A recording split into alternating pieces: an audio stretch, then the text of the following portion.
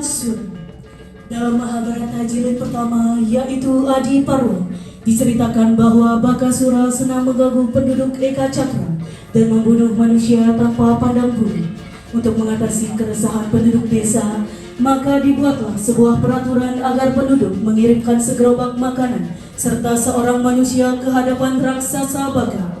Peraturan itu dilaksanakan secara bergilir dan dimaksudkan agar Baka tidak menyerang penduduk desa dengan semena-mena. Ketika para Pandawa beserta ibunya berdiam di Eka Cakra, mereka tidak mengetahui hal tersebut.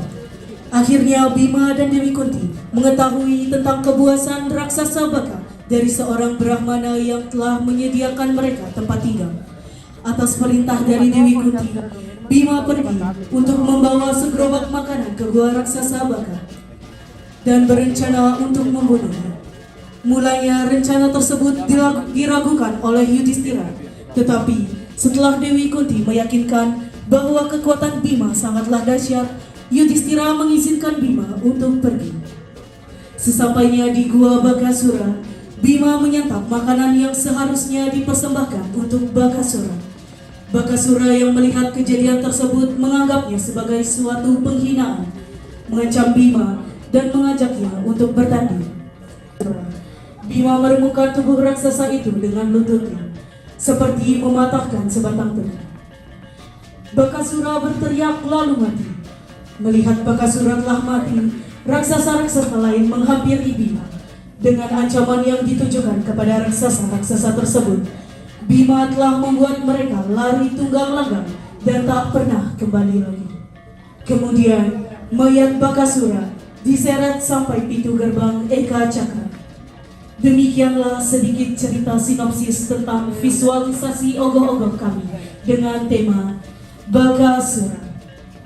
Ide garapan ini berdasar kepada sejarah penindasan, mencakup berbagai bentuk penindasan seperti penindasan berdarah, ras, etnis, agama, gender, dan lainnya.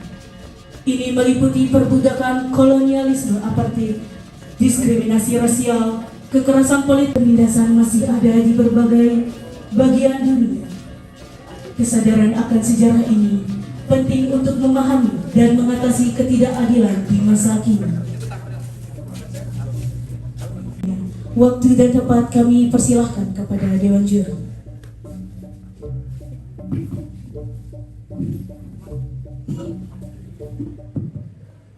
Om Swastiastu. Kami dari tim Dewan Juri sudah melihat hasil karya dari pribadi melihatnya sih pas pada proporsinya ya. Nah, ini kalau mungkin dari Dian, kalau dari rekan-rekan yang lain juga akan memberikan masukan ataupun apresiasi. Cek. Mungkin Om Swastiastu. Selamat Mun ST Widya Santi Bakti sudah bisa menampilkan karya yang berdiri segi bentuk, bagaimana menampilkan sebuah karya seperti ini. Jadi udah bisa memperhitungkan bagaimana sebuah komposisi. Nah, komposisi dalam hal ogoh-ogoh ini berarti itu bagaimana bisa mengambil dan menempatkan sebuah objek. Objek yang ditampilkan itu bisa enak dipandang dan titik tumpunya itu hanya di sini, tapi ogoh-ogohnya itu sebelah. Jadi pas waktu negen pas waktu ngikel yang akan menjadi sebuah kadang-kadang itu yang menjadi insiden ogoh-ogoh kata dan lain-lain. Jadi secara komposisi ini udah baik, udah variasan juga udah bagus, udah bisa menampilkan mana yang harusnya ditampilkan sebagai objek utama yang kita sebut sebagai point of interest. Jadi raksasa yang utama ada figur-figur dua kanan dan kiri ini sebagai figur pendukungnya. Itu mantan mungkin dari Titian untuk alur cerita, sinopsis dan gendernya naskahnya bisa dijelaskan oleh Pak.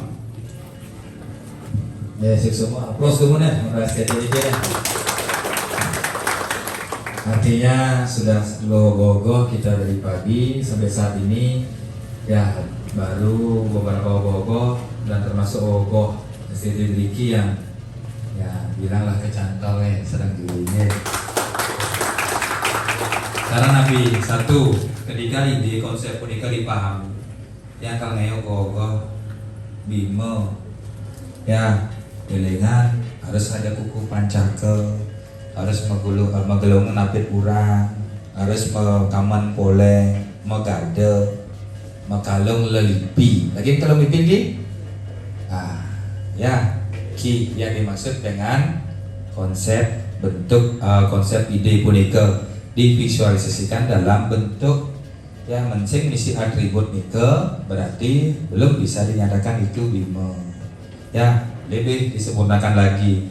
Gelungnya sebanyak, saputnya sebanyak, gadanya sebanyak, kukunya sampun tambah lelipi poleng, sehingga itu akan menyatakan keakuratan daripada bima itu sendiri.